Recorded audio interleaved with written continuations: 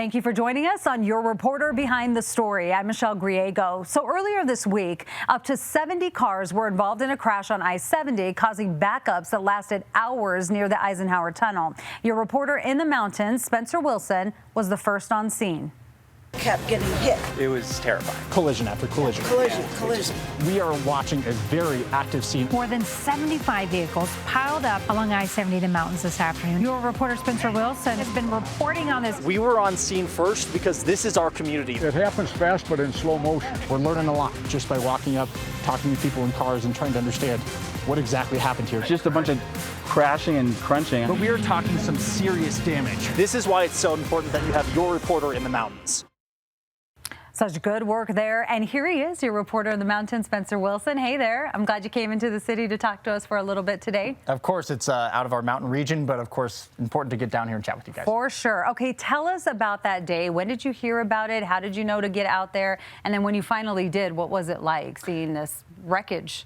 It was a lot. To begin, thankfully, our station was able to get a hold of me, let me know what was going on, because as much as I'd like to know everything happening at once, I'm not always there. So they gave me the call. I was actually in the shower, needed to get out the door, run out. We got onto Loveland Pass because that was the only way to get there. I-70 was closed. And then we pulled up right along the bottom of right where the crash was. And we were doing our very first hit for the 4 p.m. show, just inside of the car, hoping to get a better angle. And I looked out the windshield and said, the only way that we're going to actually be able to cover this is to climb up this snowy hillside to actually see what's happening up there.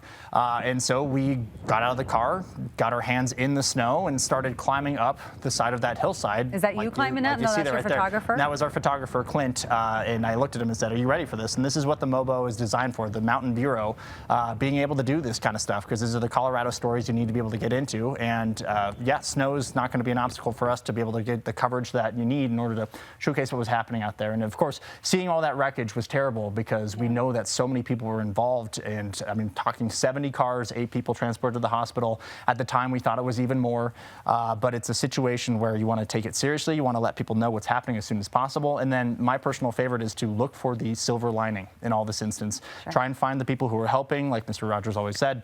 Find the helpers, see the situation as a positive in any way, shape, or form you can, while also letting people know this was a bad situation. It's a bad situation. We saw that in that video. I mean, there were tow trucks out there. There were distressed drivers. Some of them you talked to. There were first responders. And at one point you said, I've never been in anything like this before. And you've covered a lot.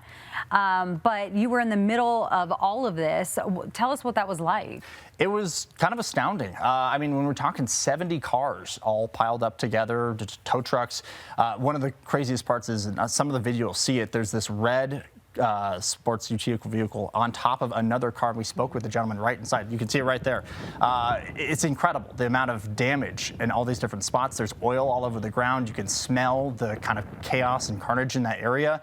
There's plastic bumpers shattered everywhere. All of the glass, spider web shatters throughout it. Just really difficult to wander through a scene like that, and you're just passing first responders who are getting their stethoscopes out, testing people, making sure they're okay before they get transported off to a hospital.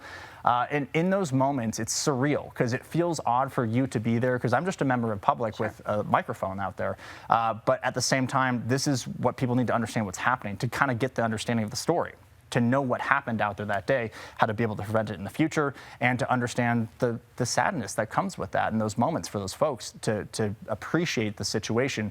And it's a weird position to find yourself in as a journalist, but it's one that I still think is very important. And people talk to you, which is great. I always find it amazing sometimes, you know, going to the scene, being a reporter, and people will talk in certain situations, and this one was certainly one of them. I think this also proves the significance of the MOBO, as you called it, the Mountain Bureau, but the Mountain Reporter, and covering that community. I mean, this is the community that you live in as well. Yeah, just going up there, the very first person who came up to me as I crested that snowy hill was my neighbor, who's a firefighter. And he goes, hey, Spencer. And I was like, Corey, what's going on?